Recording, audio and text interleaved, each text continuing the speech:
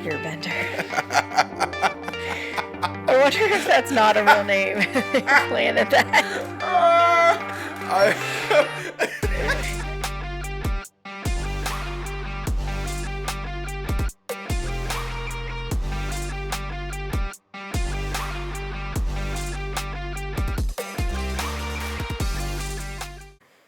Hey everybody, I'm Dale. And I'm Brit. And this is Atoasttotheatypical. Welcome back. We're on episode, I don't know, 17? Is that what it is? 17? Maybe? 17, nice. 18, nice, something like that. Nice. Thanks for sticking with us this long, guys. Thanks. Surprised you stuck with me this long. I'm surprised I stuck with that sentence that long. I stuttered a little bit there.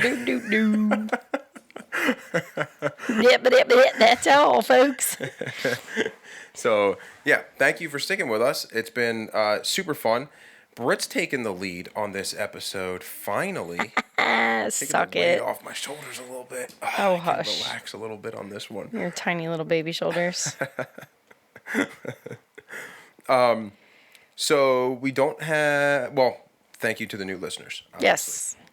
As always, yes. Thank you. Yes. New and old. I'm trying to get a little bit better about posting a little more regularly on the Insta, too. So you'll be seeing some, hopefully, more frequent content. Just take a picture after we pour. And then a picture of our faces after we gag on this drink. This drink is not going to be good. I can tell. I have very low expectations for this. Yeah, I can tell this is going to be a problem. I'm nervous. Yeah. Not gonna lie. Yeah. But this drink is called the Gates to Hell. Gates to Hell. Gates of Hell. Gates I forget. To Hell. Gates. It's gonna be fucking awful. Yeah. It's gonna make me want to crawl to hell. Let's see. What did you texted me the thing? Yeah. It is called the Gates of Hell. Gates of Hell. Yes. It is tequila, lemon juice, lime juice, and brandy. So let's see how this goes. Yeah. This is gonna be. I'm probably gonna just let it. I'm probably going to sit it in front of the space heater, let the ice just melt into it and water it down so bad. Yeah, we both brought backup drinks over to the studio for this episode. I'm tired of suffering through the shit drinks, so, if it's crap, I'm just going to... You didn't. Okay. I really got to get a shaker that screws on instead, because this pop-on stuff is just getting stuck. All right. Oh, God, I can smell it already. It smells terrible. Oh, man. I did a shot of tequila on New Year's. It looks pretty. It looks really pretty, actually. I'm kind of feeling a little girly. But I did a shot of tequila on New Year's Eve, and I feel like I'm just not looking at tequila the same now. I'm only going to pour a little bit. That's probably for the best. I only mixed a little bit. I was asked if I wanted to do a shot, and I immediately, the sentence wasn't even out of her mouth, and I was like, nope, not for me, thank you. Nope, I'm good. I don't do tequila. I can drink a margarita or something that has tequila in it, but typically I don't like shots in general. I don't like anything that tastes too much like alcohol. I'm a bit of a bitch when it comes to drinking, and that's okay. Admittedly so. I used to be mad about it and no, I need to drink. No, I don't. I no longer have to prove that part of myself to anything or anyone. I really don't give a shit. I like what I like, and I'm confident enough in who I am at this point in my life to just be okay with the things that taste like fruit punch and Capri Sun. I'm ready to assure you that this is not going to taste like fruit punch. I know. It looks like it. It looks very pretty. It's incredibly misleading. Yeah. I can already feel it. I don't even want to pick it up. So this is supposed to be cherry brandy, right? Yeah. What did you use, since I know we don't have that? What did you use instead? A concoction. Oh, Christ. See, now if it sucks, I'm not going to know if it actually sucks or if you suck. Well, maybe I do suck, but I'm not going out and buying cherry brandy just for I didn't ask you to. So, I thought we had, blackberry brandy. We do have blackberry brandy. Did you use that? No, because no. Okay. No, the blackberry brandy's got to get thrown out. Ew. Yeah. Okay. But we'll see how this is. Okay. Well, there's cherry flavoring in here. And there's brandy. So, what do we toast to? We're going to toast the new listeners. The end of my taste buds. The end of the taste buds. And this episode, which is sticking with the hollow theme of things. Mm-hmm. And last episode we did Hollow Moon, and this episode Brit's going to be talking about Hollow Earth. Yes. So it's going to be a cool one. Yep. So let's toast to that. to the underground systems and the gates to hell. Oh, it smells so bad. Oh. Ooh. Oh, that is horrific. I just got the chills. Actually, though, it's not as bad as I thought it was going to be. Not as bad as I thought it was going to be. It's a lot less burny than I expected. Yes. It tastes like garbage, but it doesn't burn. It's not as bad as I thought it would be. It's just a dumpster, not a dumpster fire. Yeah, no fire involved. It's It's very tequila-y. Yeah. So the tequila taste is very strong. Yeah. So while we're drinking the tequila, I will mention to you that you guys can buy us a drink if you want. Yes. You can go to the link down in the description of really any of the ways that you're listening to us, which are all in our link tree, and you can buy us a drink. So if you want to, what? Go ahead.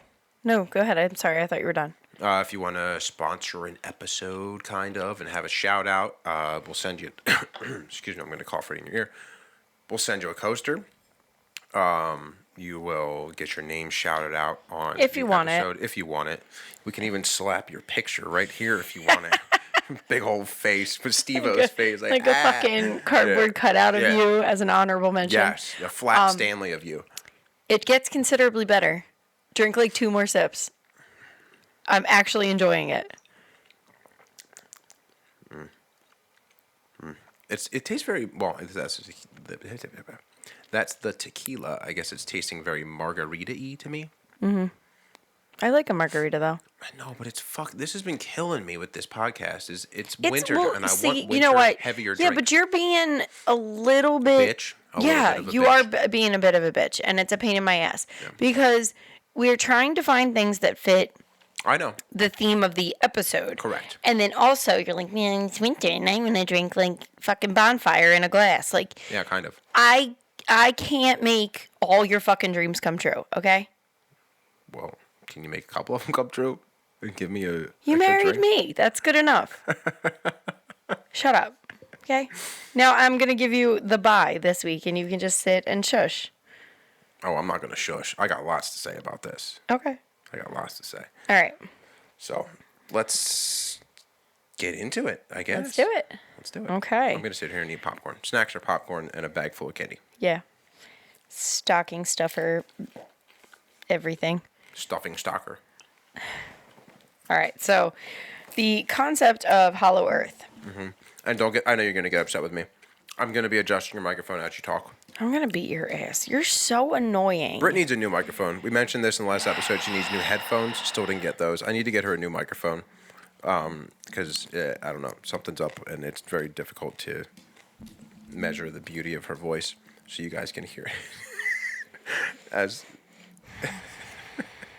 just going to breathe into it instead. So, yeah. Are you done now? Probably not. But oh, I know you're not. I've been asking myself that for, 13 years now? Has it been 13 years? Yeah. Damn. Next month. Shit. Mm-hmm. Scary stuff. Ooh. We're on our 13th year, and today is Friday the 13th. Oh, shit. There's some weird shit. Can I get in now, or are you going to have more shit to say about my microphone? I'll wait till you start talking, and then I'll interrupt you again. Dick. Okay. So, Hollow Earth. The concept is that the Earth is entirely hollow or contains a substantial interior space. Mm-hmm. It was first proposed by Edmund Halley in the late 17th century. Mm-hmm. Shortly after, it was disproven, tentatively by Pierre Bouguer in 1740, and then definitively disproven by Charles Hutton around 1774. Okay. It was defended then through the mid-19th century, most notably by John Cleve Symes and Jeremiah Reynolds. Yes. But by then it was considered part of a pseudoscience and no longer a scientifically viable hypothesis. Pseudoscience, which is what, like cryptids and cryptozoology, stuff. Yeah. Okay. So it's like fringe science is what it's basically called. It's like something that's like, maybe not, or like something that's been disproven to some capacity. Okay, got it. All right, so the idea of a hollow Earth, without that exact terminology, dates back to ancient Greece mythology, there's cultures all around the world that have cited something to this effect. So it's very, I want to say loosely ties, but it's tighter than that. It ties to the idea of a subterranean realm with the concept of places of origin or places of afterlife. Right. Or sometimes both. Like some of them have, Okay.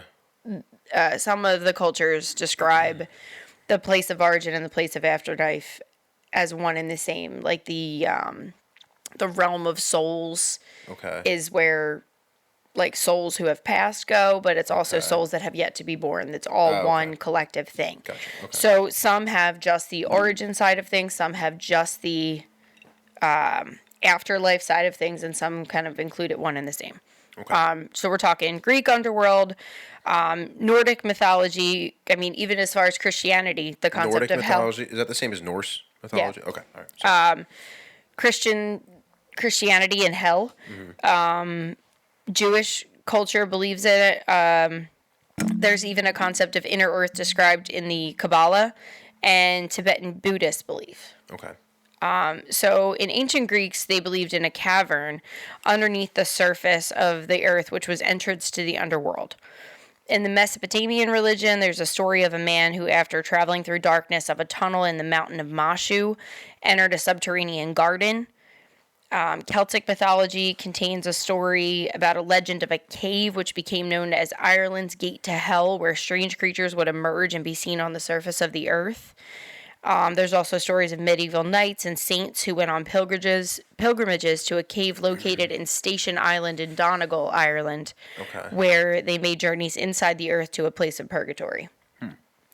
In the county of Down in Northern Ireland, there's a myth which says that tunnels lead to the subterranean area where a group of people reside who are believed to have introduced Druidism to Ireland and then went back underground. Okay.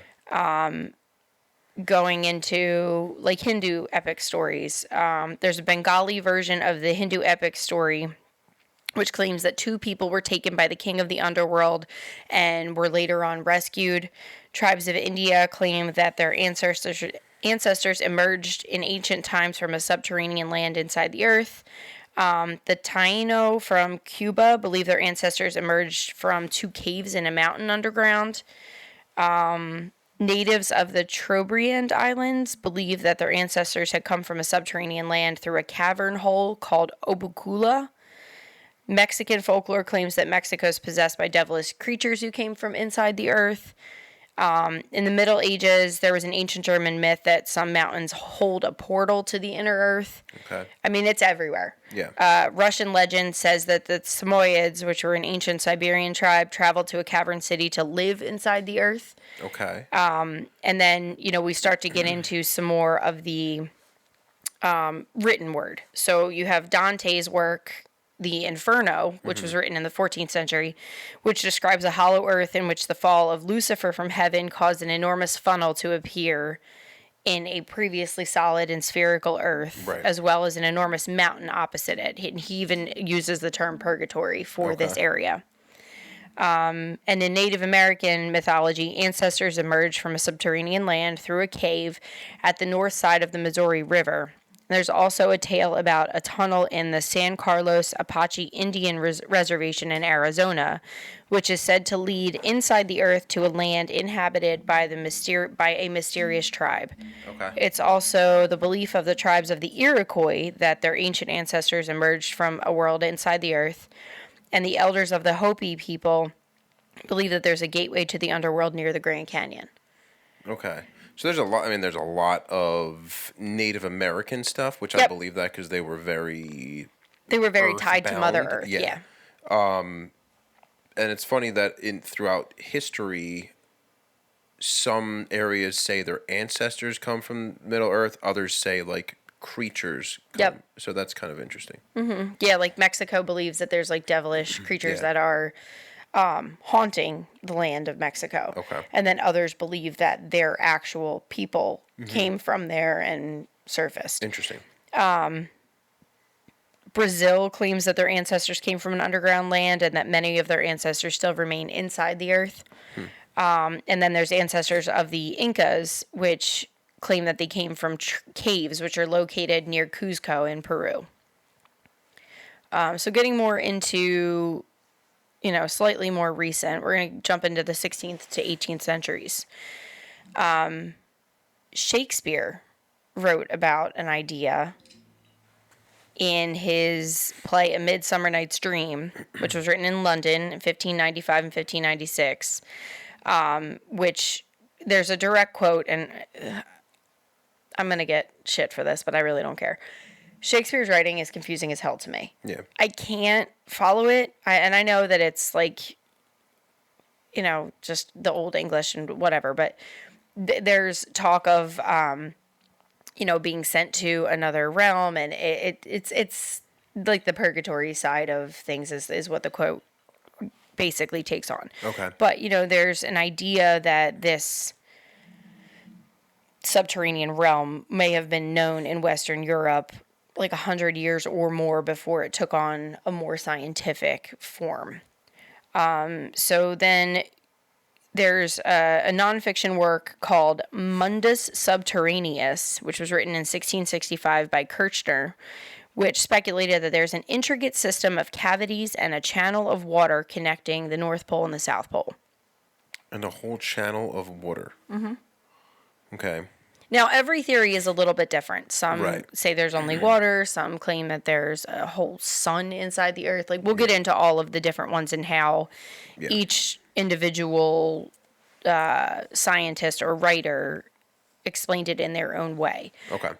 But one of the first on-paper concepts that we can trace back is this one for Kircher, and his intricate system of cavities and a channel of water connecting the poles. Okay. I'm on board with that. I mean, there's got to be water. Yeah. It's obviously got to be cavities there because it has to flow some way. Right. Yeah. Okay. I agree. So then we're going to go into Edmund Halley. So that name should sound familiar to you? Mm-hmm. Okay. Halley's Comet. Correct. Is it Halley or Haley? Haley. Okay, because I've heard it pronounced both ways. I've always known it as Halley's Comet, but when people are talking about him, I've heard multiple people say Halley. Well, yeah, his name is spelled Halley. So I guess, like, if I wasn't aware of the term Halley's Comet, I probably would also say it Halley. Right. So I don't know for sure, but I've always known it as Halley. Yeah, so give me his theory. His theory is interesting. Yeah.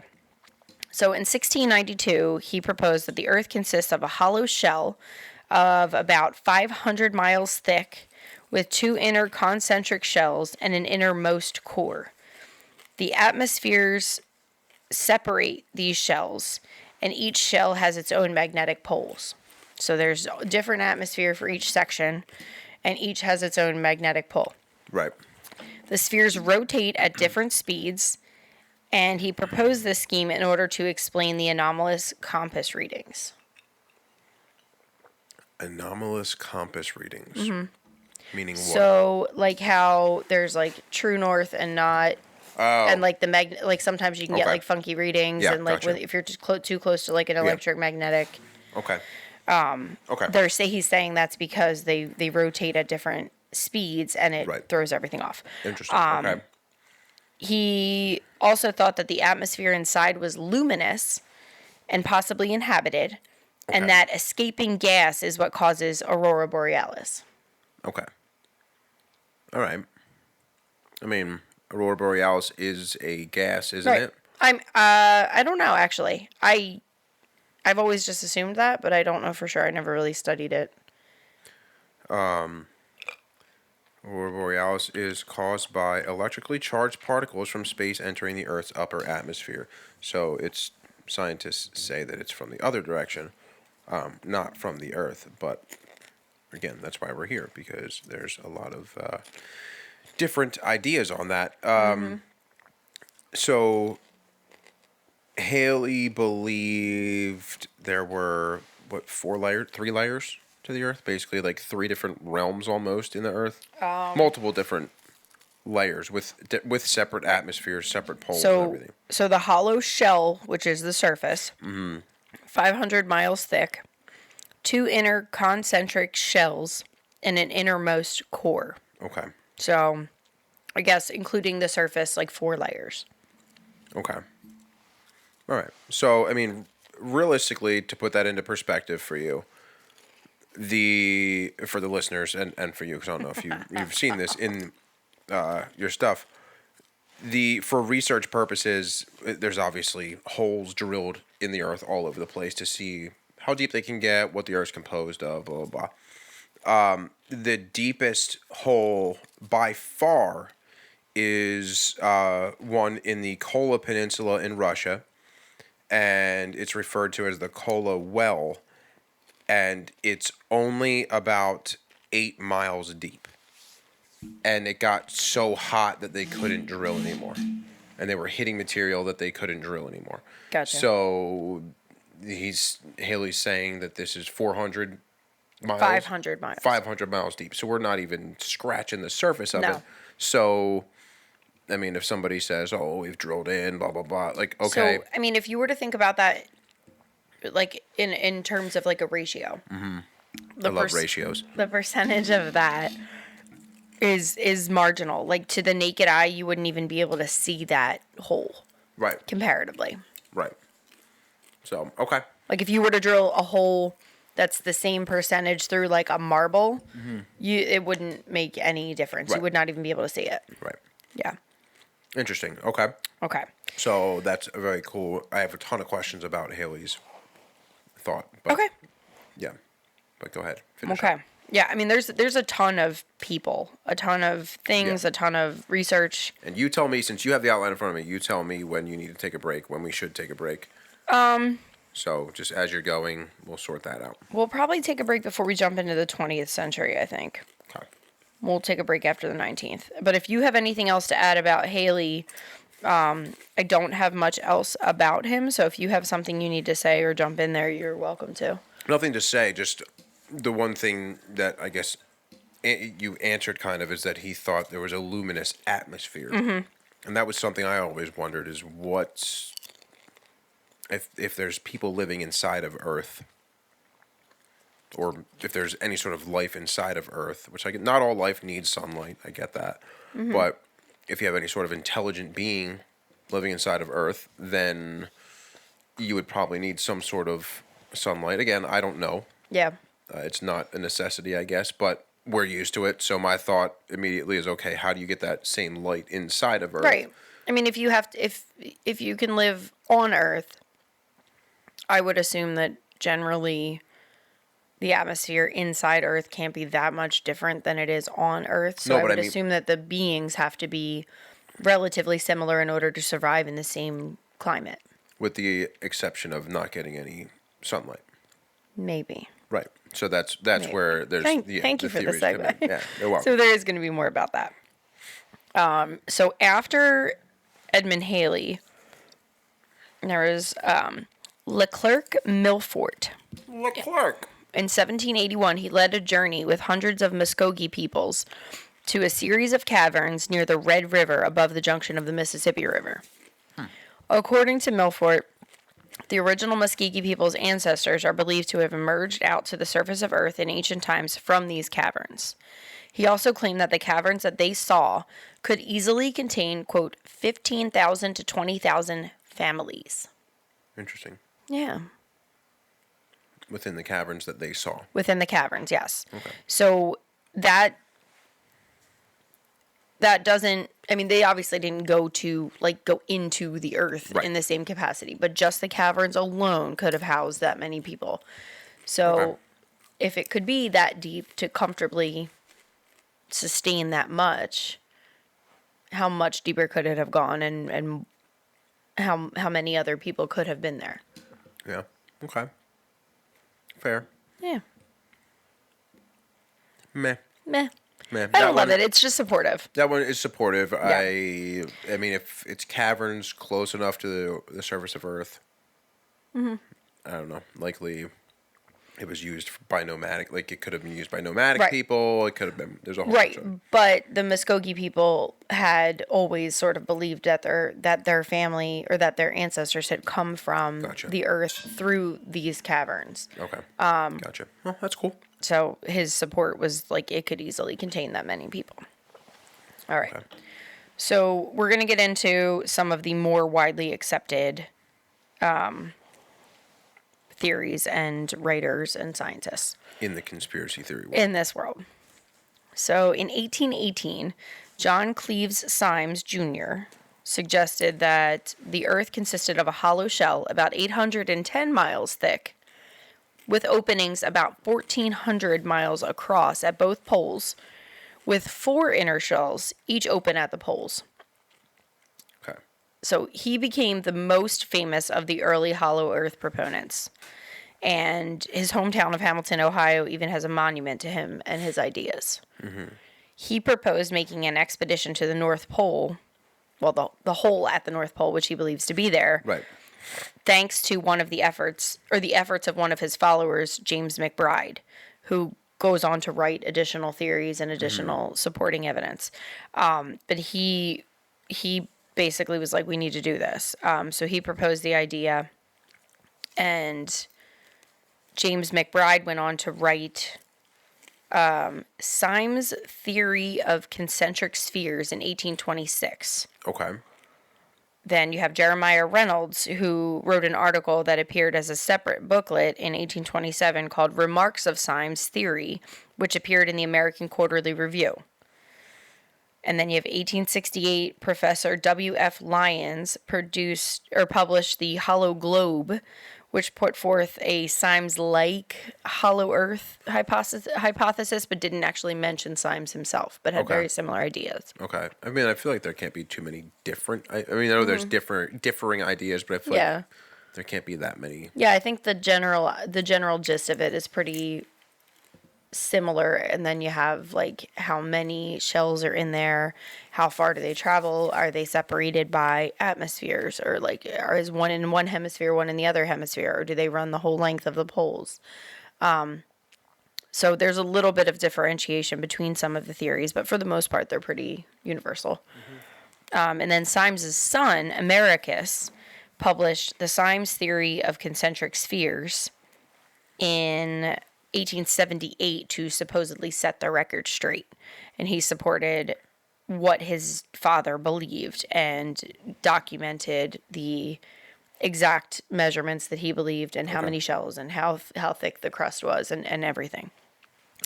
So then Jeremiah Reynolds, who I mentioned before, he's delivered lectures on the hollow earth theory and argued for an expedition.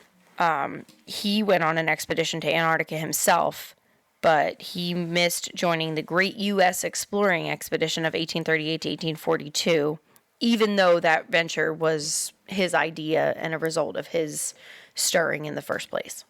Okay.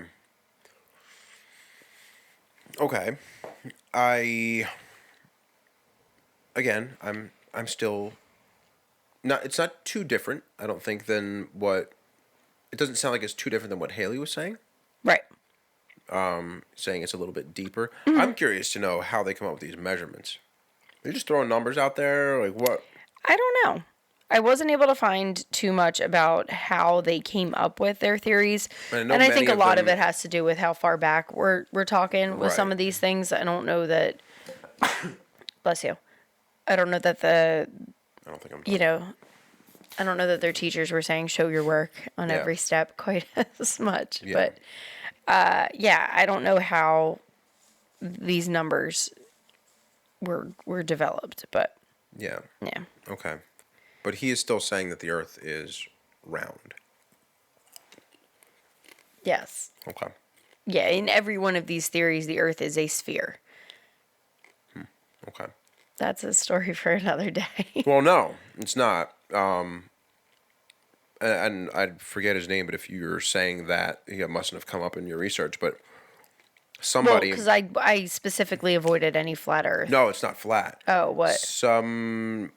Someone, like, who was, like, challenging something that Plato said, due to his mathematical calculations, that the Earth is actually a little more oval-shaped than round. And he thought that the North and South Pole were connected through a hollow Earth. Okay. And I forget who it was. but Do you know? he said it was a little more hollow. Okay. I forget his name. I don't know. I'll have to look that one up. Yeah, I don't know. I'll have to figure that one out. That'll be a follow-up on next episode. Because... Make yourself a note. Yeah.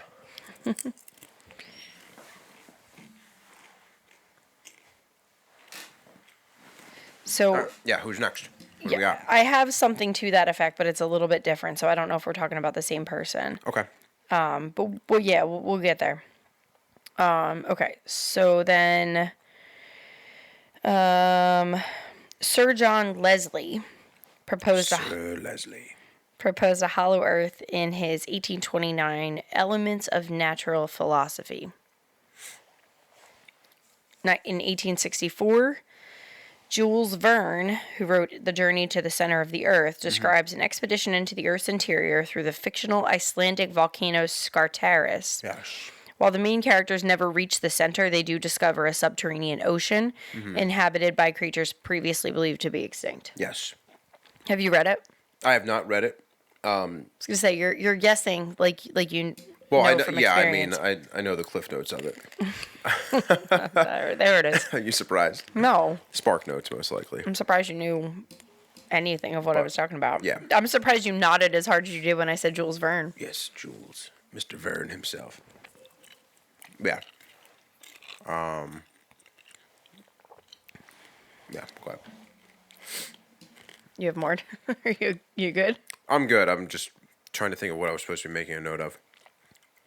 But I got it. Follow up about the oval. Yeah. Earth. Dude. Oval Earth, dude. So then after they make it to this subterranean ocean, they escape through another volcano on the Italian island of Stromboli. Yeah. Right?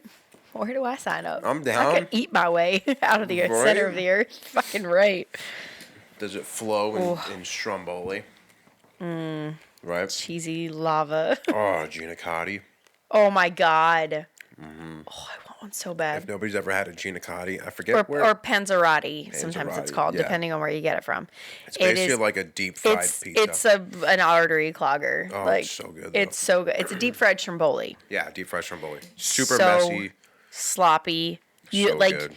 fuck the fork and knife because it ain't gonna do you any favors. You just gotta pick it up and eat it like a hoagie. It's messy and you it's gotta get into sloppy and it's Glorious. like if you bite it the wrong way, like the oil will come shooting out It's and like burn the shit fucking out of your face. magma. It's so fucking good though, and depending on how you hold it, like if you hold it too vertical, all the ingredients will like drop to the bottom because they're molten fucking lava. And then when you get to the bottom, like you're like, oh shit, I'm really One full.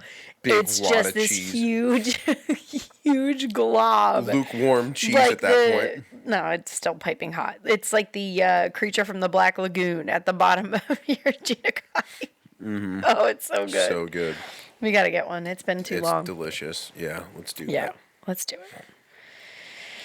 All right. Back to the journey. Back to the journey to the center of the earth. Wasn't that that's a Brendan Fraser movie? Is that what it's called? Journey to the Center of the Earth? I don't know. I never saw I it. feel like it is. I'm gonna look it up. Probably. I feel mean, like I'm it is. sure it's probably based on this book. Yeah, Journey to the Center of the Earth. Is it Brendan Fraser? It is. Oh, no. I feel like he was in something that was that. Oh, this is Journey 2, and this is The Rock Yeah. and Josh Hutcherson. Isn't the little blonde chick in that? Anna Sophia Robb? Is that her name? And Vanessa Hudgens is in it. That's not. Nope, not a blonde chick. No. Journey. Yeah, Journey to the Center of the Earth is, in fact, Brendan Fraser. Yes. With Anita Brame. Is that who you're thinking of? It's the only blonde that I'm seeing. Is it a girl or is it like a woman? That'd be well, I mean, maybe it was a little girl during the movie. I don't know. Whatever. Getting off the rails. Yeah, took a hard left here. So then we have William Fairfield Warren, who writes in his book Paradise Found: The Cradle of the Human Race at the North Pole in 1885. He presented the belief that humanity originated on a continent in the Arctic called Hyperborea. This influenced some early Hollow Earth proponents, and according to Marshall Gardner, both the Eskimo and Mongolian peoples had come from the interior of the Earth through an entrance at the North Pole.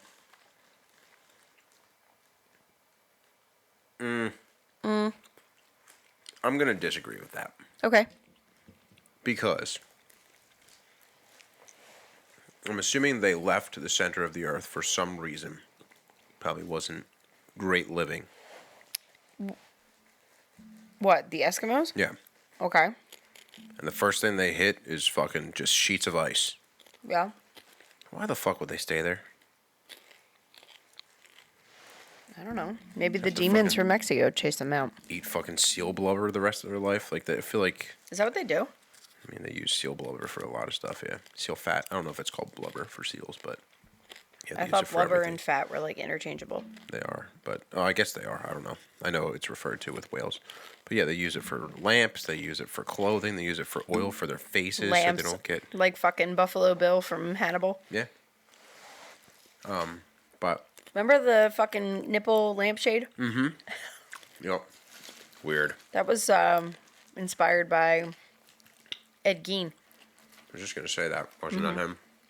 Ed Gein has inspired so many. Texas Chainsaw Massacre, Silence of the Lambs. So fucking many. And like all of them are so different, but this guy was all the fucked up in one. Yeah, real nice guy.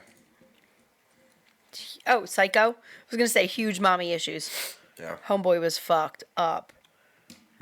Yeah. interesting. Yeah. Anyway. Anyway, back to Eskimos digging their way out of the North Pole.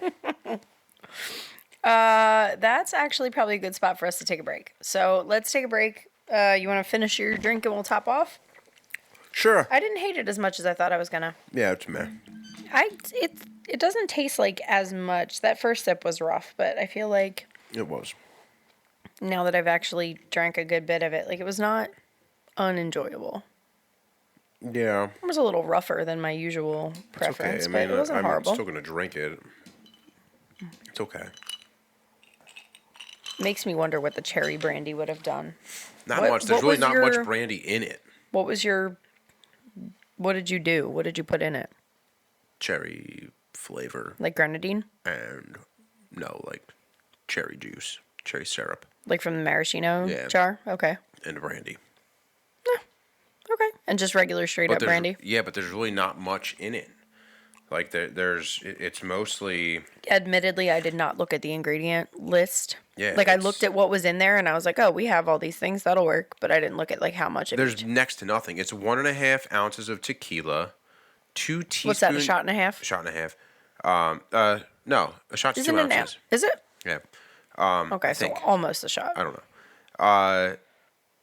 2 teaspoons of lemon juice, 2 teaspoons of lime juice, and 1 teaspoon of cherry brandy. So there's really like none in there. It's just for color. Yeah, pretty much. Yeah. that's Maybe why I I, figured it maybe I didn't don't matter hate too much. tequila as much as I thought I did. I don't know. I'm still not going to do a shot of it. It's Maybe the I'll smell sip of it. tequila that gets me. I feel like this just smells like tequila. Yeah, I don't know. But I don't hate that smell. It doesn't smell bad. Maybe I just have drank shit tequila my whole life. No, I mean this tequila is pretty good tequila. Shout out Maggie and Jody. Thanks, guys. Yeah, actually, yeah, this one. No, we killed that one. The one that's down in the basement? Yeah, we killed that one a while back. Oh, is this the one from the White Elephant gift? No, this one was. This is just Jose Cuervo. Oh. But the White Elephant one is supposed to be really good too. The one that we did. Or got for that. I forget what brand that was. Was it 1800? No, I forget what brand it was. Whatever. But yeah, All right. We'll be back. break time. And break. And go.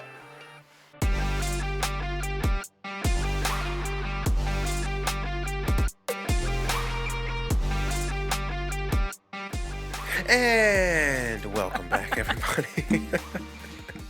Yes. We are back. We got more snacks. We got a refill. Are we done our popcorn now? Almost. Done enough. Kind of done the popcorn. But now I got the nuts out.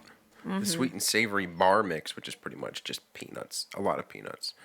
Delicious, though. Honey roasted peanuts, spicy peanuts, smoke flavored almonds, toffee peanuts, which are my personal favorite in there, and pretzels. There's like 6 pretzels in this whole thing. Honey roasted is always where it's at. Yeah, they're delicious. Dude, they're my fave. So I could good. eat a whole fucking bag of them. They're so good. Yeah, they're pretty perfect. Anywho. Anywho's correct. So bring Okay. us into The 20th century. the 20th century. So we're going to start, which this date is technically not the 20th century, which pissed me off when I did this outline. Because it's, Somehow I knew that was going to be a thing. it's 1900 Okay. in Topeka, Kansas. Oh, Topeka. An early feminist utopian novel titled NEQA, or The Problem of the Ages, was printed in the newspaper called Equity. NEQA. NEQUA. Okay. And it specifically mentions John Syme's theory to explain the setting of the novel, which is in a hollow earth. Oh, okay. Cool. So this is Cool, how it starts to become a little more modern. Neat. I'm into it. Okay. 6 years later, William Reed writes The Phantom of the Poles. Phantom He of supported the Phantom idea. of the Poles. Poles, P-O-L-E-S. Strip club. No, like North and South, dumbass, not like Destiny and Harmony. They're the Phantoms of the Pole. Put your cheeks together. He supported the idea of a hollow earth, but without interior shells or an inner sun. So what's in there? He just said it was hollow. The Phantom. Dude, fucking copping out. It's hollow. That's it. That's my conclusion. Hypothesis, conclusion. It's hollow. There's nothing in there. It's empty just because. He really didn't give any explanation of what's in there. It's just space. That was the dumbest shit. I don't like him. I don't like it. This was a scientist that said it? Or this was just the author of that book? That's where the setting was. Oh, well, no. He used it to explain, like, mysterious phenomena. Give me more. So,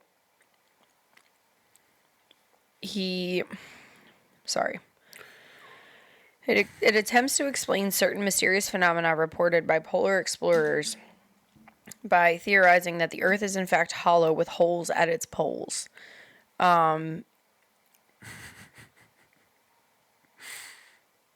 He claims that it's an explanation for why the Earth is flattened at the poles, why the poles have never been reached, why the sun does not appear for so long in the winter near the poles.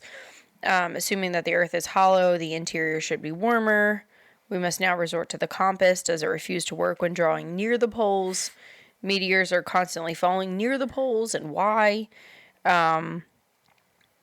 There are great quantities of dust constantly found in the Arctic Ocean, and what causes it? What produces the aurora borealis? Icebergs are next in order. Where are they formed and how? What causes tidal waves? What causes colored snow in the Arctic region? Dude didn't explain. Dude was the champion of answering a question with questions. So in the summary chapter of the book, he posed these questions that he claims were explained by the hollow earth theory. Yeah. Not credible. Mm-hmm. Not credible. Yeah. Because with that theory, if the Earth were hollow, if a meteor were to hit the Earth, let's say the dinosaurs went extinct because a meteor hit the Earth. Let's say that's true for now. The Earth would fucking just shatter into pieces. Right. No. Stupid. Dude should be banned from... Ow. Do you hear that Is that crack? your ankle? That was my ankle. Holy shit. I don't think I can move it anymore. I think it just broke. I don't think it broke. I know. My ankles are... My back is My broken. back. It's broken. Spinal. Oh, Mike Tyson. Spinal. Your S was a little too pronounced there, bud. What part of your back's broken? Spinal. Spinal. Oh, God. Oh, goodness. I'm not going to tell him he's wrong. Yeah, right. Like, no one's going to fucking tell him. No. You're going to bite your ear off. Right? All right, so after William Reed comes Lady Walburga in her book Colloquies with an Unseen Friend, which was written in 1907. Okay. She claimed that cities exist beneath a desert, which is where the people of Atlantis moved. And she says that an entrance to the subterranean kingdom will be discovered in the 21st century. Okay. Why would people from Atlantis, like maybe they just got so sick of water they just moved to the desert, but like why the fuck would you go from one extreme to the other? Makes no sense. Maybe that's what happened. It doesn't say that. It says that cities exist beneath a desert. It doesn't say that that there is a desert in there. Gotcha. Okay. All right. Sorry. But it does kind of feel like one extreme or the other. Like in the ocean or under the desert. Under the earth. Yeah. I don't know. I don't know, man. Into the empty earth. It just float around. Stupid. Into the great wide open. Yeah. Maybe Tom Petty was onto something. Maybe he was onto something. Maybe that's where Elvis is now. Center of the earth, floating around with Tupac and Biggie. Maybe. Oh. I don't know. I feel like stranger things have happened. Yeah. Is it like Stranger Things? Like, is the center of the earth hollow and it's like the upside down? The upside down? Oh my god, it could be true. It could be true. Could be. Anything's possible. Mm-hmm. Okay. All right. Marshall Gardner wrote A Journey to the Earth's Interior in 1913 and published an expanded edition in 1920. He proposed that an interior sun was in the earth, and he built a working model of the hollow earth, which he patented. Mm-hmm. Gardner notoriously criticized Symes for his ideas, though. Okay.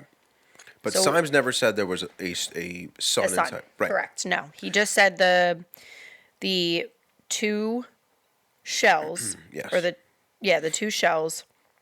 Yes. The outer surface, which is where we are, and then the innermost core. Yeah. So there's a lot, I think, wrong with this theory. But what was this guy's name again? This is Marshall Gardner in his book, A Journey to the Earth's Interior, which was written in 1913. Okay. So Gardner saying that there's a sun on the inside of the earth, I think out of all of these matches most closely of what we've been taught of the structure of the earth. Because the sun would essentially be what they're saying is the hot, dense core of the earth. Right.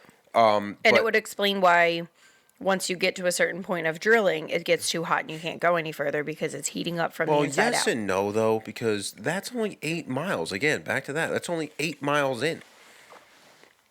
Like that, there's got to be. Okay, so let's say, for argument's sake, let's say that we're 500 miles from, the crust. Yeah. If you were 500 miles from Earth, or from the sun, from our sun, that would be fucking hot. You wouldn't be able to sustain that. Yeah, but no life would be on the inside of it either. Then. I mean, is he saying that there's life inside? Yeah, I mean. It doesn't say. Okay, but. I don't know. I feel like in my opinion, if I'm going to believe that there's a hollow earth, I'm going to believe that there's something living there and there's a reason for it to be hollow. I mean, the biggest support that I can think of, and again, this comes back to my science brain and my need for fact and evidence, that fucking sinkhole in China, they found whole ass fucking trees. Humongous, big ass, full grown adult trees.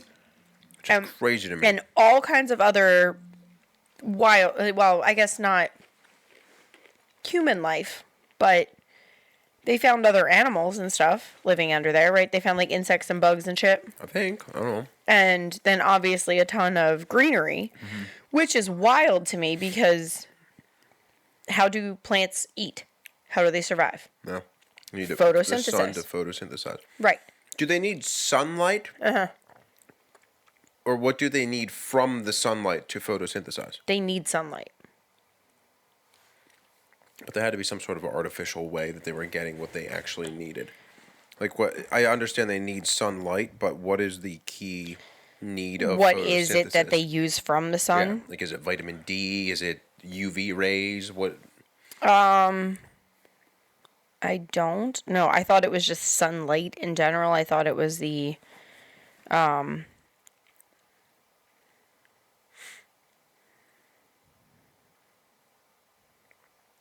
Photosynthesis. Energy from the light causes chemical reaction that breaks down the molecular. So the light-dependent reaction takes place within the thylakoid membrane and requires a steady stream of sunlight. Steady stream of sunlight. So they don't actually know, or at least in this quick search, it's just light Right. that they need. Right. Okay. I don't know. Interesting. I don't know. Crunch that toffee peanut right into that microphone. Crunchy. I didn't realize I had. ASMR. I didn't realize I had a toffee peanut, or I wouldn't have had the thing so close. Okay. Well, I like, out of all the Hollow Earth theories, something about this one appeals to me because it kind of matches the structure of what we've been taught. Right. So there is so much evidence as far as like what we actually know about the Earth and certain things that we've found to be true to a certain extent. Oh, God. I'm surprised at how much you hate this drink and how much I don't hate it. I think I just... Maybe I got you the hate last tequila pour. more than I thought. I don't know. Maybe. More than know. I do, I guess. I don't know. Maybe it was that shot of tequila that messed me up because I didn't. I feel like that one's really strong. I don't know. I just took a big gulp of it. Maybe that's it. I also gave you more ice in yours. I don't know. No, that tastes the same as mine. I'm just a bitch. Yep. Okay. Put some hair on your chest. Some hair on my head. Nah, I got you drunk and got rid of that. I was just telling somebody that story not that long ago. Yeah. So I do like this theory, but Yeah, so sidebar, for those of you who don't know, what I'm referring to is Dale and I, we started dating in 2010. And during that time, his hairline became noticeably more exaggerated. It was a very pronounced widow's peak, the male pattern, balding, receding hairline business. But he had very, very, very curly hair, so it wasn't that fine, like limp Donald Trump kind of hair. Like there was actually something there. But it was receding. And so at our engagement party in 2013, after he proposed, we had everybody over for a backyard barbecue, pool party business, and asked the members of our bridal party to be in the wedding. Dale had a few too many, and I convinced him to let me shave his head in his parents' backyard using the clippers that they used on their dog. Mm-hmm. And somehow he agreed, which I still to this day will never understand. I mean, 10 years later, and I still don't understand how you agreed to it. But yeah, so there is picture evidence of my shaving his head. And here we are, 10 years later, still bald. Shaves his head every morning with an electric razor, grew a full beard, and never looked back. Yeah, it's true. Mm-hmm. So I'll never have a head of gray hair. That makes one of us. Yep. Indeed it does. I don't know that I'll ever go full gray, but yeah, I got a little something happening by the temples. You could rock the gray, babe. You think? Yeah. I don't know. You could rock it. Be like Storm from X-Men? Nah, fuck that bitch. She's crazy. They're all crazy. You're crazy too, but... No, what's her face? Jean Grey's the craziest. She's Phoenix, right? Yeah. Mm-hmm. Yeah, she's bad shit. No, I lied. She's not the craziest. The fucking blue one. Oh my god. Oh my god. The one that was Rebecca bad. Romaine and fucking Jennifer Lawrence. My god, why can't I just keep thinking Magneto because she was No, Magneto's crazy too, but oh my god, what the fuck is her name? Mystique. Mystique's crazy. Mystique. They're all fucking crazy. Yeah. Anyhow, back on track here. So around the same time that Gardner was writing A Journey to the Earth's Interior, Vladimir Oberchev wrote a novel titled Plutonia, in which the hollow Earth possessed an inner sun and was inhabited by prehistoric species. The interior was connected with the surface by an opening in the Arctic, according to his theory. By an opening in the Arctic? Yep. Yes. So he actually says and he's Russian. What year was this? It was in between 1913 and 1920. Okay. I believe this. I believe him because there's this huge theory, and I forget the operation that it was. I want to say Serpo, something like that. But there's a theory that Russia tried to take Antarctica as basically a military base, and there's Okay. Antarctica. They don't allow the world Earth doesn't allow anybody to claim Antarctica and set up bases there, Right. or to inhabit, I guess. But there are outposts and things there. Every country has one there, Has pretty something, much. yeah. It's like the fucking UN, but And there's theories that like there is military action down there because there's something going on in our Antarctica that they need to protect the rest of the Earth from. interesting. Yeah. So what do you think that something is? Do you have a theory about that? Somebody was said, and again, we're gonna have an episode on Antarctica because there's a lot to it. But there's supposed creatures that are walking around on the ice, like kraken-looking creatures walking around on the ice, aliens, different encounters down there, cities that they found there, giant holes in the ice that they found there. So there, I don't know. There's a bunch of strange things in Antarctica. So we will have a episode. I keep wanting to say article. We will have an episode on that as well. And again, I forget the name of maybe High Jump, Operation High Jump, Operation Serpo, something. I don't know, but it was an actual thing. Those are two very different names. Well, there's always a weird name. Yeah. It had a weird. It's fun. I don't know. They always kind of have stupid names, but yeah, I forget between those two what it is. It may have been High Jump. I'm not sure. Okay. Yeah. Yes. All right. So Antarctica is an interesting one. Yeah, for sure. That's why I don't want to jump too heavy into that because Yeah. I know we have a whole sidebar discussion on that. Yeah. All right. Get it. What's 1922. next? Okay. Beasts, Men, and Gods by Ferdinand Ossendowski, who was a Polish explorer and writer. Atoasttotheatypical. He said he was told about a subterranean kingdom that exists inside the earth. In his book. That's what he talks about. That he was Who told. told him? Can't reveal my sources. I don't know. Yep. Okay. I got so excited reading this because I was like, oh, good. This dude's an actual explorer. Like, let's see what he found. And he's Yeah. like, man, I heard it through the grapevine. Was having a beer over there. Yeah. Yeah. So that was annoying, but it's there. 1940. George Papashvili. You're saying that absolutely correctly, I'm sure. Probably. Papashvili. I don't know. Try again. Papashvili. Okay. How would you say that? I don't know. Let me see it. I'll probably say it the same way you're saying it. I just got to bust your balls a little bit. It's a good thing my balls are big. I can handle it. Papashvili. Papashvili? Okay. I'd say it just like that, though. He claimed that the discovery of a cavern containing human skeletons was found at the base of the... Butcher the name. Butcher it. Sorry, no. I don't know where it ended up. I deleted the word. The base of the thing. The base of the stripper's poles from the fan poles. Base of a mountain range in Asia and Europe is what I have written, but I didn't write the name of the mountain range, so do it that way you will. He claims that the human skeletons had heads as big as bushel baskets, and there was an ancient tunnel leading to the center of the earth.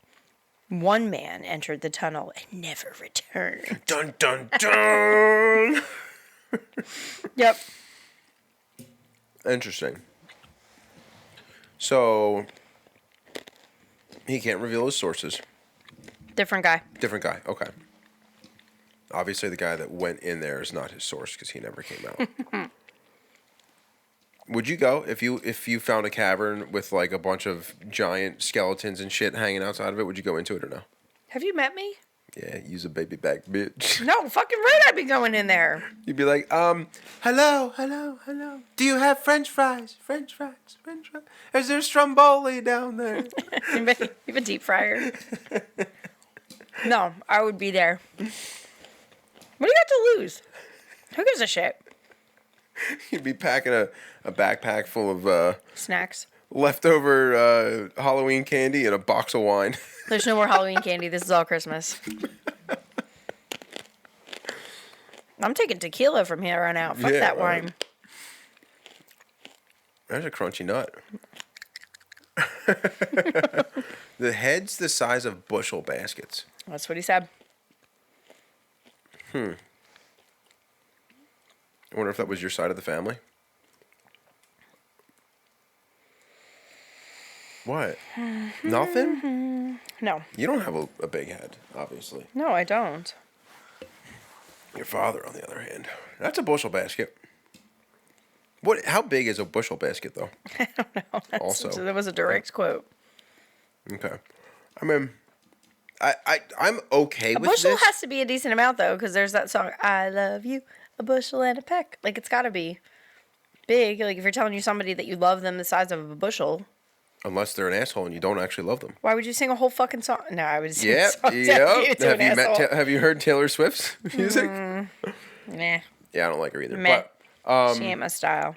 I'm not opposed to this in any fashion because there are many It was the Caucasus Mountains. Caucasus. That's what it was. Okay. It was the Caucasus Mountains. Okay. I'm glad that came back to me because that pissed me off that I deleted that stupid word. There are many happenings of giants tied to caves. So those large skeletons. So I've heard that a bit of like where the whole like giants living in caves idea came from was like shadows. Okay. Like in a cave because of the way that the light enters and exits. I could see that. A normal person's shadow would look enormous. I could see that. So the idea that there was a giant living in there was probably not true, or maybe true, but I could see that. it was highly unlikely that it was anything other than just a normal person who was casting this huge shadow and they didn't know the difference. Interesting. And I don't know if there's any truth to that, but I heard that. I could definitely see that being. Yeah, like somebody, I don't know, scared like somebody. Yeah, something. Yeah, somebody that just I don't know ran away or got lost or some shit and was like hiding out there and then like was starting to come to the edge and they saw the shadow and freaked everybody out. Interesting. I can definitely see that. Okay. Yeah. Yeah. But all right, That was neat. Yeah. So one dude went in, never came back. So we don't know what happened to him. Yep. He's now a reptilian, living inside of the earth. He probably just got lost. I'd be fucking. You would get so lost if you went in. You would not come out. There's literally one way to get in and one way to get out, and I still would not fucking find it. No. Yeah. You'd be stuck on the wall like that one time you played Halo. No, listen, fuck right off. I don't do video games. I don't do video games either, I for do the the record. 2D fucking Sonic and Frogger and fucking Mortal Kombat. I will fuck you up in Mortal Kombat. Finish him. I will. Flawless victory every fucking time. Yeah, okay. I will. I'll beat your ass. All right, we're going to have a Mortal Kombat marathon. I'll get it. We'll go on Instagram Live for that one. Yeah, there you go. You guys can watch.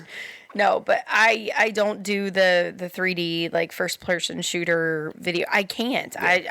I get so disoriented, and well, it's not. Yes, I get stuck on walls, but there's the way that the angle is. It trips me up so bad.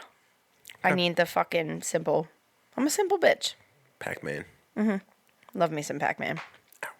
My ankle. Is that your ankle again? Same ankle. Damn. You got problems, man. You old ass fuck. I am. All right. My favorite name that we've ever mentioned in this whole fucking Lars podcast. No, it's not Lars Ulrich. Lars Flugen. Flugen, not Lars Ulrich. Anyway. Lobsang Rampa. Lobsang Rampa. Is that 3 different names? No. Lobsang Lobsang Rampa. Rampa. Wow, that's a good one. Right? I love him. I like it. He's cute. He looks like a little monk. I love him. So did you have a picture of him? Yeah. I can show you him. Do you want to see him? Yeah. I feel like he'd be like a little garden gnome. Kinda. Not at all what I thought he was going to look like. He was born Cyril Hoskin. Definitely chose a better name. He was also known as Tuesday Lobsang Rampa and Carl Kwan Suo. What the hell? Dude, there's a lot of aliases. Yep. He a terrorist? No. He was... So he died in 1981, but he was an author who wrote books with paranormal and occult themes. His best work is The Third Eye, which is published in Britain. But we are going to talk about his book called The Cave of the Ancients, where he states that an underground chamber system exists beneath the Himalayas of Tibet, and it's filled with ancient machinery, records, and treasures. I believe that. Tibetan monks, are they protecting it? I don't know. I don't think that was part of what he said, but I guess it could be. Okay. Yeah. But his name is my fave. I feel like the mountains would be a great... So here's the thing. The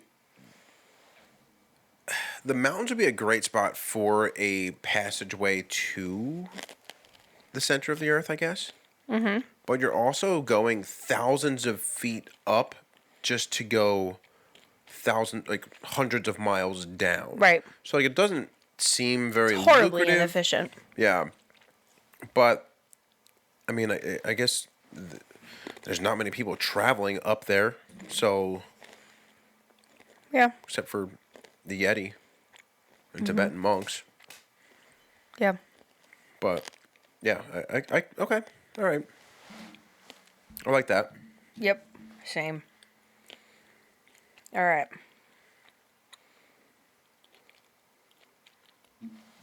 So now we'll get into Michael Grumley, who is a cryptozoologist. He has linked Bigfoot and other hominid cryptids to ancient tunnel systems underground. Okay, and I believe that. I could get on board with that 100%. They're definitely the ones using it. They would have if to an be. Underground system exists, Bigfoot is using it. They would have to be.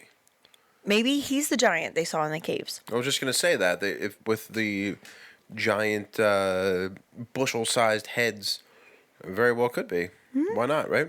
We already think that there's more than one Bigfoot. Can't just be one. There is more than one Bigfoot. It's got to be a whole fucking species. That's the word. A whole series. Mm-hmm. Shut up. How's You said article. Oh, goodness. All right, we've got an Italian journalist and writer coming up. Okay. Peter Colosimo. According to him, a robot was seen entering a tunnel below a monastery in Mongolia. He also claims that a light was seen from underground in Azerbaijan. And he, as well as other ancient astronaut writers, which is apparently a thing, linked these activities to UFOs. So we talked about ancient astronauts. Ancient astronaut writers? Yeah. I've never heard that term. Well, it's people, I guess, writing about ancient astronauts, right? I guess. I don't know. I guess. And I would assume that's what an ancient astronaut writer is. Okay. Yep. So his theory is that, he claims that a robot was seen, and he links these activities and the light that he saw from underground to UFOs. I mean, it makes sense why it'd be the perfect place to hide. Yeah, absolutely. Right under our feet. Right. Literally under our noses. Yep. So then you have a book called The Hollow Earth, which was written by Dr. Raymond Bernard in 1964. Okay.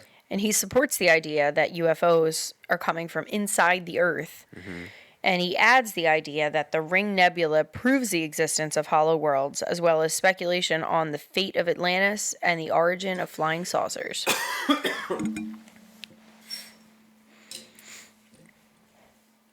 Okay. Anything? Okay. You No. looked like you had something to say. No, I mean, All right. the origin of flying saucers, doesn't really, I don't think that really. Well, so he's talking about how it originated, not just that that's where they're housed, but his book talks about the origin of them as well. Oh, okay. I see. Okay. Yeah, I mean, there's also, there's a ton of speculation and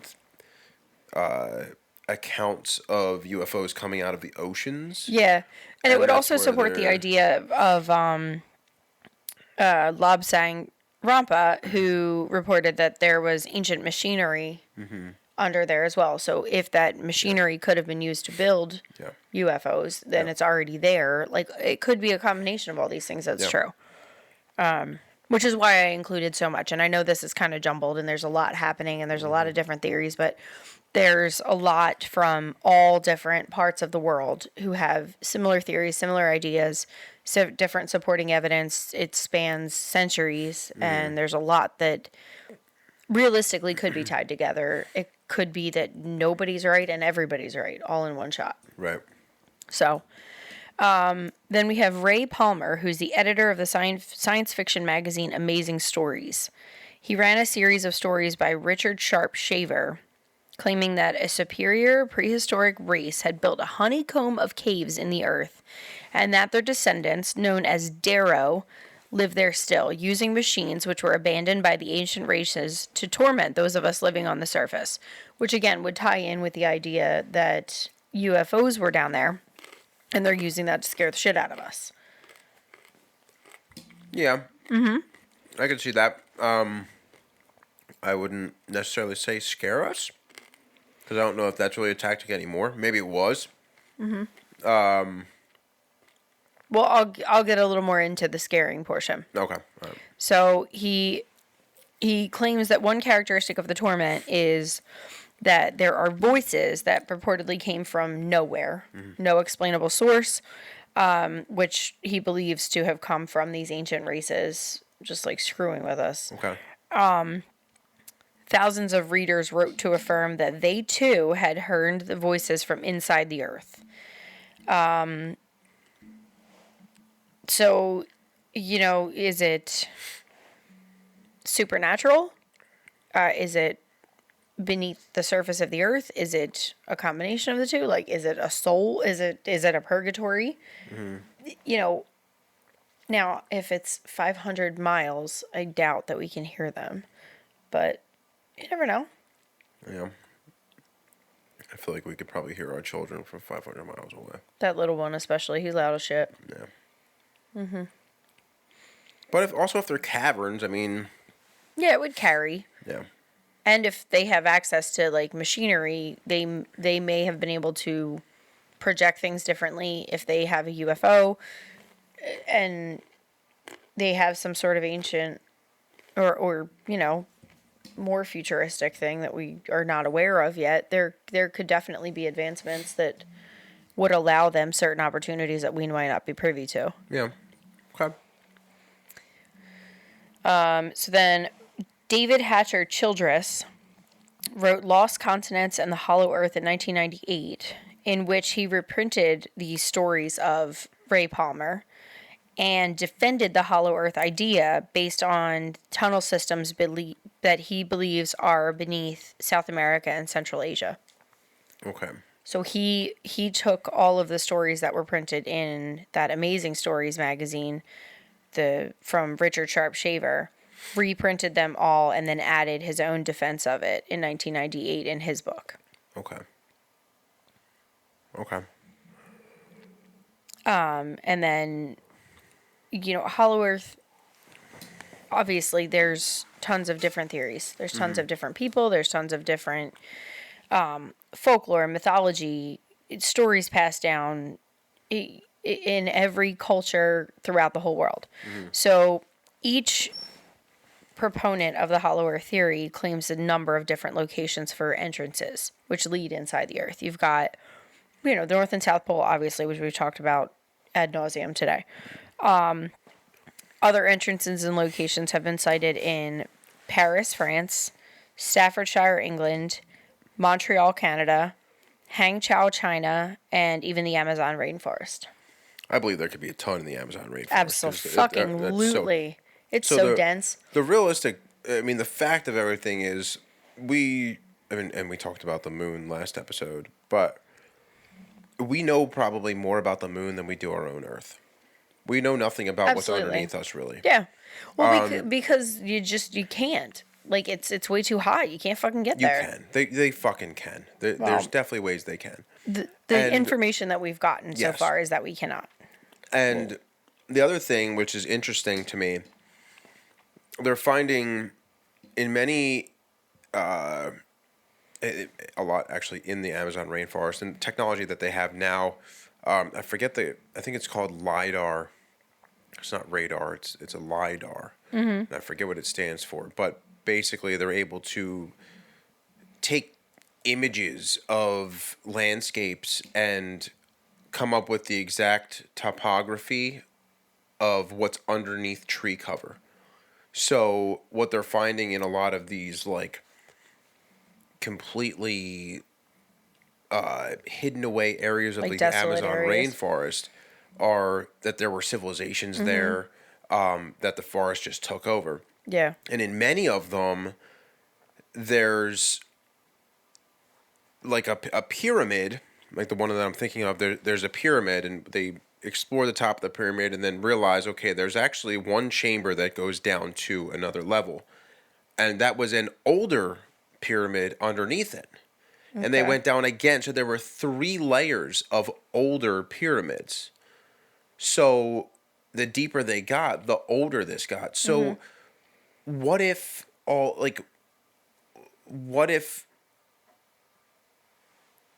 our ancestors were what is the center of the Earth? Yeah, what if the Earth has been building on itself and now for it's all this just time? built, like, the lost continents aren't there anymore because now we have this whole different landmass on top of it. And like, I don't know. And it would definitely make sense too. Like, if the surface area is expanding, you wouldn't have one giant continent anymore because everything would need to stretch then. So, like, yeah, it makes sense. I like that. Yeah. Interesting. And by the way, LiDAR stands for Laser Imaging Detection and Ranging. There you go. What else you have? So like you were kind of getting towards the end. I am. Okay. Yeah. So the last bit of what we're going to talk about is the idea of a concave hollow Earth. So concave hollow Earth. Okay. So there's the idea that instead of, humans living on the outside surface of a hollow planet, which would be the convex hollow Earth hypothesis, some have claimed that humans actually live on the inside surface of a hollow spherical world, so that our universe itself lies inside the world's interior. Okay. So this is the concave hollow Earth hypothesis, or sky-centricism. Okay. Sky-centrism, sorry. Okay. Cyrus Teed, who was a doctor from upstate New York, proposed that there was a concave Earth, and his proposition was back in 1869. He called his idea cellular cosmogony, and he founded a group called the Koreshan Unity, based on this notion, which he called Koreshanity. Yeah, I know. Okay. You can't add itty after anything and just call it a fucking day, dude. Also, like, it's not like your name is Cyrus Teed. You overcomplicated the shit out of this. Like, why couldn't you just make it the Teed theory? I don't know. Like, what the fuck? Anyway, so his idea is that his followers have claimed to have experimentally verified the concavity of the Earth's curvature through surveys of the Florida coastline, making use of rectilineator equipment. So they claim that they have been able to prove the fact that the Earth is actually concave and not convex. Okay. By studying the coastline of Florida? Florida's coastline, yeah. So his main colony of Koreshanity is in a Florida State Historic Site at Estero, Florida. But all of his followers are now dead. So that died out with him, I guess. Yeah. Interesting. So it's funny because the one, my Hollow Earth, Hollow Moon, like the universe stuff just blows my mind, and I always think about random shit with it. So the other theory that well, you know what? I'll let you finish, and then I guess you'll probably have a spot for theories at the end, or we can talk about some Thank stuff. you, Kanye. Right? You gonna let me finish? I'm gonna let you finish. Thanks, Kanye. Morning, Kanye. Shut the fuck up. Dude. Oh, that's gold. Fucking gold. All right. So this is going to be another section where we talk about different parts of the world having similar theories. Is there more in there? Or is that empty? That's why I'm... All right, I'll have to save it. Yeah. Okay, so in Germany, several writers, including Peter Bender, Johannes Lang, Peter Bender.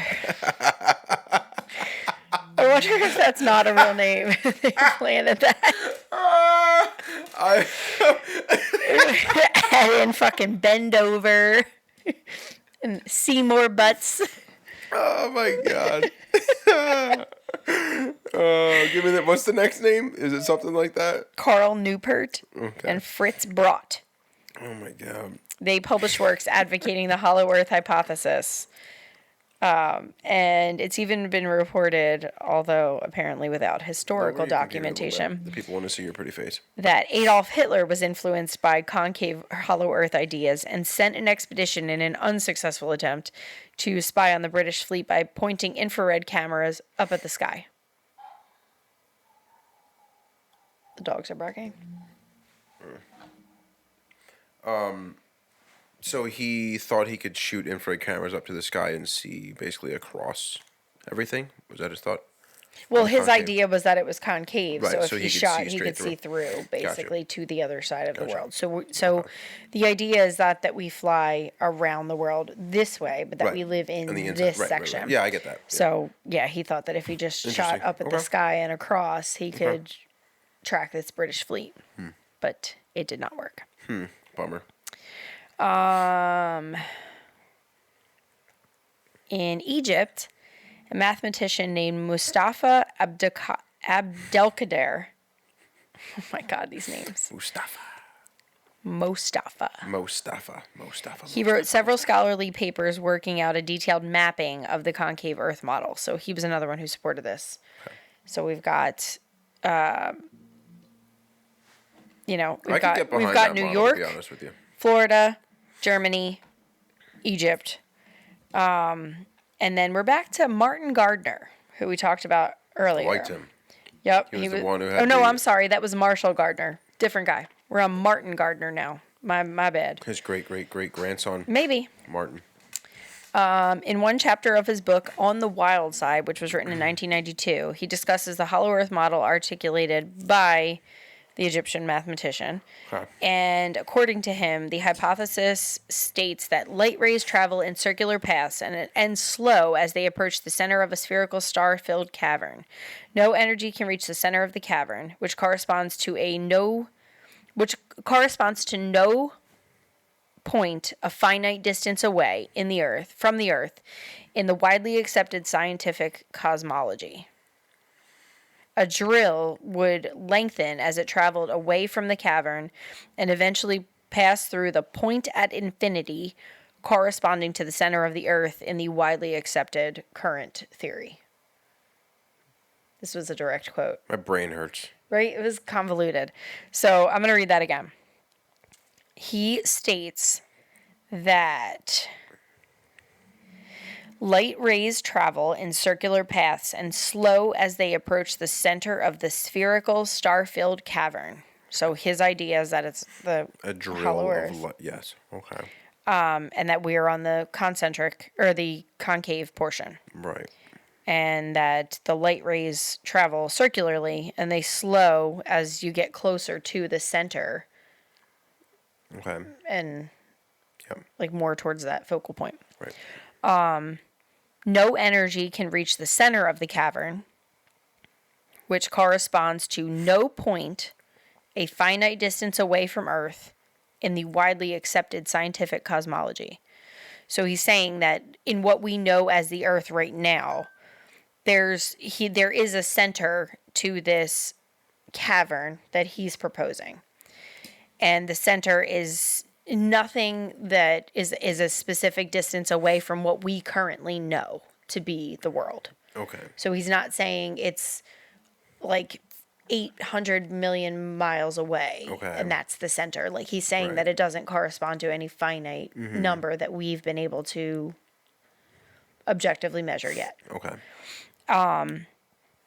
He says that a drill would lengthen as it traveled away from the cavern and eventually pass through the point at infinity, corresponding to the center of the Earth in what we currently understand. So there is no finite point. He's just saying that the drill would just go on and on and on and eventually Okay. pass through infinity, basically, which is the center of the concave Earth. Okay. So, again, his reporting is a little more complicated, but he supports a lot of what was already proposed, and his idea is that he proposed this hypothesis to support that, and I guess expanded on it in that capacity. Okay. He that notes was that a little confusing to me. Yeah. He notes that most mathematicians believe that an inside-out universe with properly adjusted physical laws is empirically irrefutable. And he says that that's not the case, and that it's actually concave and not convex, as we've Right. believed. Okay. Okay. That one definitely hurt a little bit. Sorry, I ended on that note. Okay. So what are your thoughts? I have so many, Which but- ones do you like? Which ones do you hate? So here's my theory on it. Because I feel like I don't hate the concave Earth idea. Yeah. And here's so I kind of am mixing, I guess, two of them together: the layered Earth and the concave Earth theory. Okay. So, what if when we look up at the sky, what we're seeing is a limited, like what we're being told is a just infinite expanse of space. We don't know if that's true because we only know what we know. We only know what we've seen. It could stop right after what we've seen. So what if this point of infinity that Martin Garner Yeah. is saying is what we're looking at, and there's other layers to this. So, like, what if we're on the innermost layer and Right. we're looking at the center point, and then the next layer is another layer that there could be another realm of people living there or species living there, and they're not looking at a center point, but they're looking at the underneath of ours, which is essentially a center point because we're the core of their. So what's under our feet is essentially their infinity point. And it's like those Russian dolls, like The nesting dolls. I was just going to say that. So you're thinking that there's potentially another realm above us that's talking about us in the same capacity that we're talking about these theoretical. Yeah, it's like Whoville. They're on a fucking snowflake. I always forget that. Like, what if we're a snowflake in this? I literally forget that every fucking time I watch that movie until it zooms out at the end. I'm like, fuck, yeah, there it is. Yeah. I forgot. And they don't know that. They're just living their life. So, like, Yeah. what if we're just on a fucking snowflake somewhere? But What it's if we're this somebody's Earth. Yeah. somebody's equivalent of a snowflake? Right. Yeah. I could see it. So I think that and so the one thing that you didn't mention, I don't know if you came across it, Admiral Byrd. Did you come across him at all? So he I flew don't an believe so. expedition to the North and South Pole to explore because he thought there was a hollow Earth and he wanted to find proof of an opening somewhere that they could go study. Oh, yes, I did. Sorry, I So forgot the name. Admiral Byrd flew to the North Pole and journaled writing something. Was it South Pole? No, he flew to the North first. Oh, And okay. then, like, months later, he went to the South Pole. Okay. Or maybe years later. But he went to the North Pole and was journaled saying that he found these unknown lands up there of expanse greenery and all this stuff. So not the ice And world that we're used to right, talking about? Right. And that he did find some sort of opening to this other unknown world, essentially. And then he went down south and he said that he found the same thing at the South Pole. Came back, told many people about it, told the president about it, and was I'm sure that went over like a fart in church. Yeah, was supposedly told to, like, dude, nope, you're done. Like, you can't talk. Yeah, They you're gave shut him like down. a cease and desist. Yeah, you're shut down. So he was in charge of Operation High Jump. Okay, so there you go. Mm-hmm. All right. So there he was high jump he was an admiral in the Yes. Navy. Yes.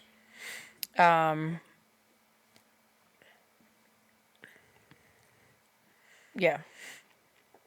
And high jump was the Antarctic endeavor. So we'll be yes, doing yes. we'll be doing an episode on that one for sure. Mm-hmm. But yeah, That's probably why I didn't get into that as much. Yeah, so he is because I figured that would come into the Antarctica section more. right. So I mean, we can do that next episode. We can make that our next one and Maybe. keep it like a series now with the way things are going. Maybe. We'll see. Maybe we'll keep you on your toes and throw something random at you. I don't know. But yeah, I think that it could definitely be hollow.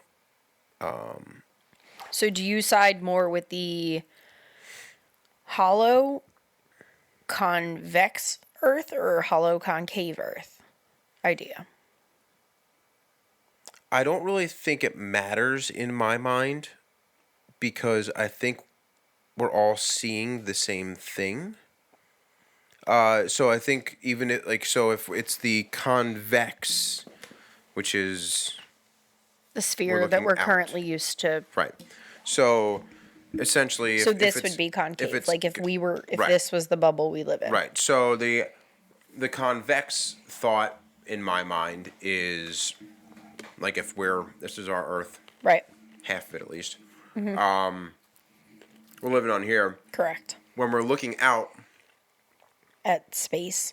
at space, we might be looking at the inside of the next layer of I see what you're saying. Another Okay, so something. similar to how those bowls all rest inside of each other. Right. Okay. So So you think that's the most likely theory? I think so, but I also So think you think that we live on the outside portion of one of the layers, and that we're looking at the inside portion of the next layer? yeah, but I also think that it might, and that like maybe that's why like the constellations are in different spots and stuff like that because we are looking at an actual spherical space around us. But with the expanse of space that they're saying there is, maybe it would make more sense that it's a convex, and in my mind it would still be the same thing Concave. that concave, yeah. In my mind it would still be the same that we're living on the inside of this planet, Yes. but the next level we're looking at, which Is let's the say smaller is, one is underneath this, us. is the smaller one underneath us, and this point of this ball that we're looking at, then this other layer, is the infinity point. Yeah. So that is what that theory was talking about. Right. Was So like maybe there's no way to judge how close that point is to us, but that would be the central portion. It's not a finite number. Right. It's not something we can attain. It's just some point at So infinity. I mean, I tend to think in physics terms, right? So if I were to have something stuck to the outside of a ball and I spin the ball around, chances are that thing on the outside of the ball is going to fall off. Yeah. But if I have something inside of a ball and spin it around, it's going to stay in and stay where it's supposed to. Think about the Gravitron at every carnival ever. If you're on the outside portion of that cage, you're fucking bye-bye. Yeah. But if you're on the inside portion of that cage, you're swallowing your own puke. well, you can lift your feet up and go upside down. That's what I used to do. But no, really though, like you're more likely to stay in because of. So you think that helps explain force. gravity too? Yes, absolutely. So I think I agree with you. I do think that there are layers, but I think we are on the inside of an outer layer. So you're maybe more there the concave. Correct. Them. Yep. I interesting think to hear you say that. Really? Yeah. Why? I don't know. That's just completely opposite of what we've been taught. Mainstream. Yeah. Yeah. Well, I've never really felt like it made sense that we were all standing on the surface. Like if the Earth is here and we're all standing sticking out this way, like I feel like gravity wouldn't hold us down. I feel like we'd be more likely to fucking float away. So you're thinking it's the centrifugal force essentially that's is what's keeping us holding in. us together. Exactly.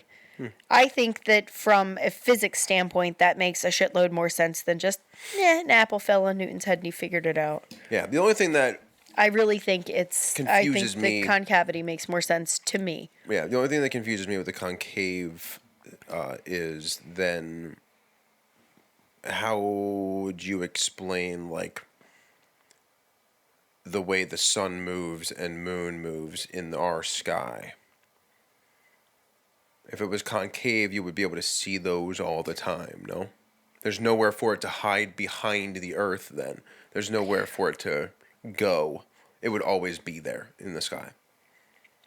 That's the only snag I'm hitting with it. Okay, I see what you're saying. I hadn't really thought about that, honestly, so I don't necessarily have a theory for that. Unless... The government put a bird drone up there to block the sun and the moon. It's possible. Yeah. I don't know. I hadn't really thought about that. Yeah, that's the only snag. But that would also, if the concavity section of things is the truth, that would still hold true indirectly that there's an inner sun. Yeah. That's what I mean. Which was not what they originally intended. Right. But again, I think that bits and pieces of everything are probably true in some capacity. Yeah. Except that one idiot who just answered questions with questions. He's a dumbass. Yeah. The only other thought with maybe why certain parts of the world see more sun or moon or day or night, or what would explain day and night if it was a concave Earth, would be if it's not a perfectly round concave Earth. Right. So and if the Earth was kind of some sort of shape that allowed it to a moon to show on one side of something, or I don't know, maybe like the poles are pointed towards the middle, like it's kind of like this is and then there's the poles go straight through the middle and form something that's the moon and the sun and other planets and stuff can actually go around, and when it's behind that, you can't see it from one hemisphere. So my thought was maybe there are different layers of the atmosphere, and the sun passes through one layer and is visible to us, and then as we move through the next layer of the atmosphere or whatever, as we're turning, it comes in and out of focus, and there's things that block it, or it moves further or closer to us in that. Definitely makes you think. Absolutely. I could definitely see. So this is funny doing this doing this podcast has definitely made me more of a skeptic of a lot of things. Not that I'm a full-blown conspiracy theorist, but this stuff makes you think, and that's what I love about doing this podcast. Is like, I don't know, they bring up some good points, and it still is. I mean, it's a theory. There's people trying to prove it. There's people that believe it strongly. There's people that believe in flat Earth, and we'll get there. Yeah, we'll get to that too. But I mean, if somebody would have told me 2 years ago that I would wholeheartedly believe in a list of shit that was presented to me, that I would believe that we are on the inside of a concave Earth, I would have been, what? Fuck you talking about? Do you know me at all? But the more that you think about it logistically and from a physics standpoint, which again, physics is based on the world that we currently are aware of, but I think about it literally. It makes the most sense to me in my head. And if you've got other theories or other bits that you want to throw at us, we'd love to hear them. Yes. If you know, so this is a local shout out.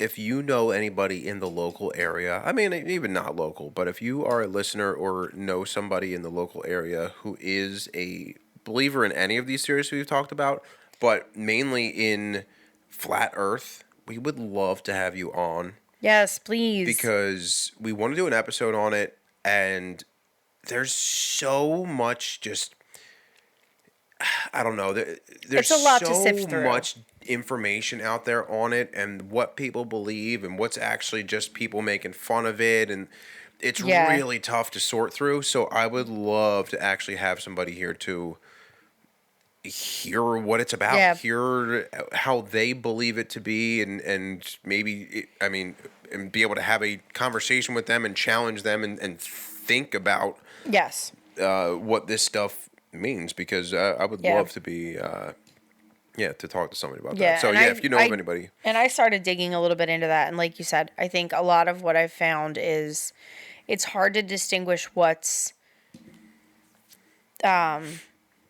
I don't want to say true, because I don't know, but it's hard to distinguish what is like the correct bits of information from the actual flat Earth theories, and how much of it is like The Onion and like a satirical kind of thing that's just like you said, poking fun at it. And it's really hard to sift through the information available on the internet, because the internet, but the internet. Yeah.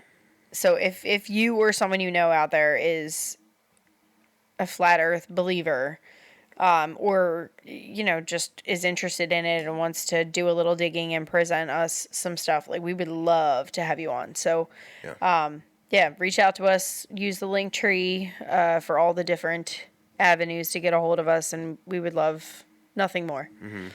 Awesome. Yep. Cool. That's all, folks. That's all, folks. Cool. All right. Well, thank you guys for listening. Yes, thank you. That was a interesting one. A lot of information, but a lot of cool ideas. Let us know what your favorite theory is. Let us know what your theory is that you've come up with, because we want to hear them. There's some, we let you know our crazy ones. But who knows? Maybe we can come up with what the actual truth is one of these days. So don't forget to hit up our link tree. Link is down in the description. It's got links to all of our social media. Again, I'm going to hopefully be posting a lot more to that stuff to engage you guys a little bit more. Don't forget, if you're interested in sending us a cocktail for an episode, you can do that in the link as well. Yep. And we're looking forward to doing a lot more of these this year. Hopefully we're going to get ahead on some recording and have a little more in the backlog here. But I guess that's it. See you next Tuesday. See you next Truth Tuesday. To the hollow earth, the hollow moon, and I don't know. I don't know. I'm just gonna. We already toasted to hollow moon last week. I know, but I feel like it's kind of bringing an end to the two hollows. No? We don't have any other hollow stuff going on, right? Hollow bodies, hollow souls, empty souls.